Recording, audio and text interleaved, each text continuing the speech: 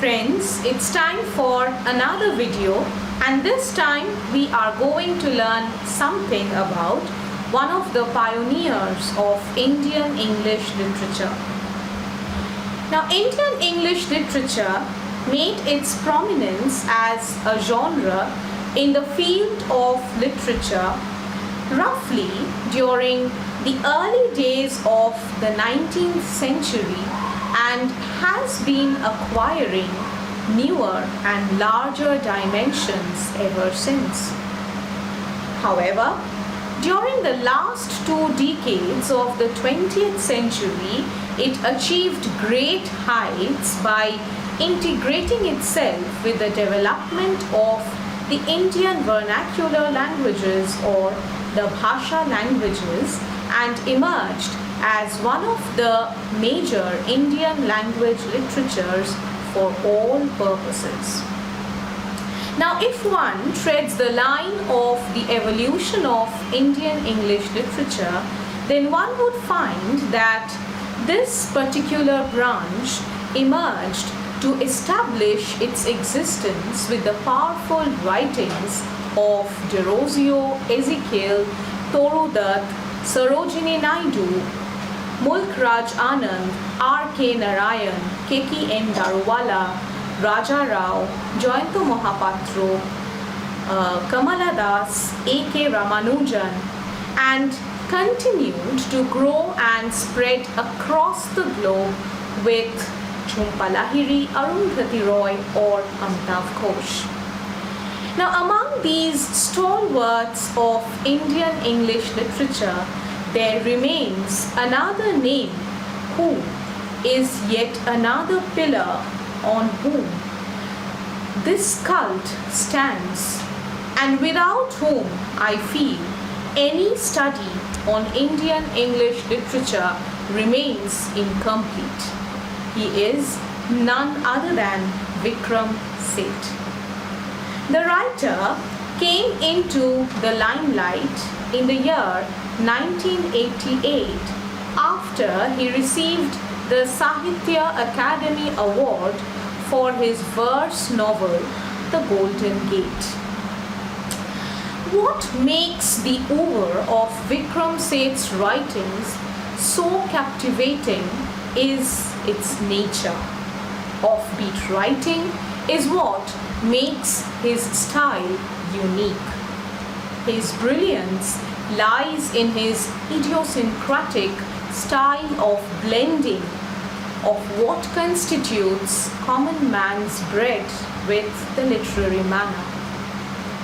The novelty in his projection of the aura of human life and emotions distinguishes Seth from the rest of his contemporary writers, and his uniqueness gets heightened by his belated arrival on the stage of Indian English literature that had already formed a cult of its own.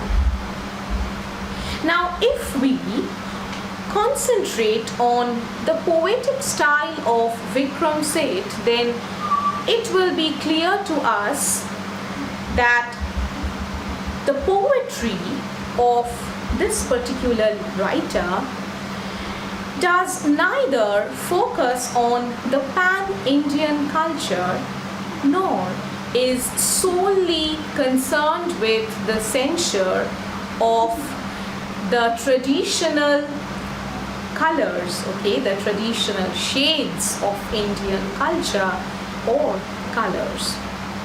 Seth has always endeavored to liberate, I choose to say liberate, Indian poetry from its contemporary style following a grim and serious subject, its rejection of the simple passions and the simple emotions, its increasingly academic concerns with the critics and the deconstructionists that kept completely, that kept the common readers or the ordinary readers completely out of its peripheries. So Seth, in a way, he tried to present something which the general readers can identify themselves with, thus gaining popularity among the masses. Another feature of Vikram Seth's poetry is that he draws on an international milieu fairly naturally, but remains deeply affiliated to his roots. His poetry is authenticated by his awareness of more than one tradition. Most of his poems cling to the memories of his bygone days, thus making them nostalgic in turn. Now, what does he do to make that happen? He knocks on the doors of hinterland of memory and brings out moments associated with emotional incidents which he expresses through his verses. He does so by an evocation of concrete images through a serene, equable emotion involving the use of directness of utterance. His poems are magically lucid and emotional without being cloying. His very first collection of poems called Mappings include the poems that are influenced by his stay in England. These poems deal with familial ties and issues about expatriation and bring to light the poet's emotional attachment to his family and his acute perception about his own break from his roots. The poems contain a sad undertone blended with a little wonder, if I say. But most importantly, they reveal his acceptance of his physical and emotional distancing. These poems also contain a spirit, rather, a spirit that echoes the poet's desire to understand and identify human relationships. There are sentiments such as desires of attachment and adjustment, as well as feelings as pleasures and bliss on one hand, and bitterness and emptiness, void, on the other. The list of poems in this collection which I feel like mentioning off are Panipat, Sea and Desert, Departure Lounge, Rakhi, and To a Fellow Traveler.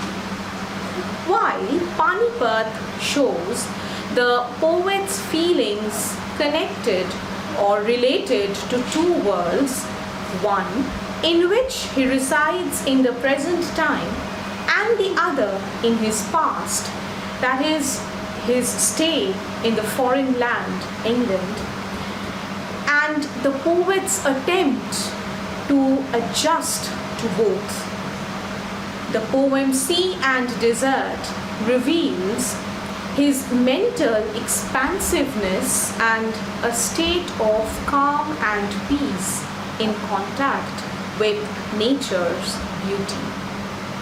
Thus, with all the magnificent creations and the masterpieces, the writer Vikram Seth continues to occupy a very, very special place in the hearts of the common readers of literature, not just in India but on an international stage as well.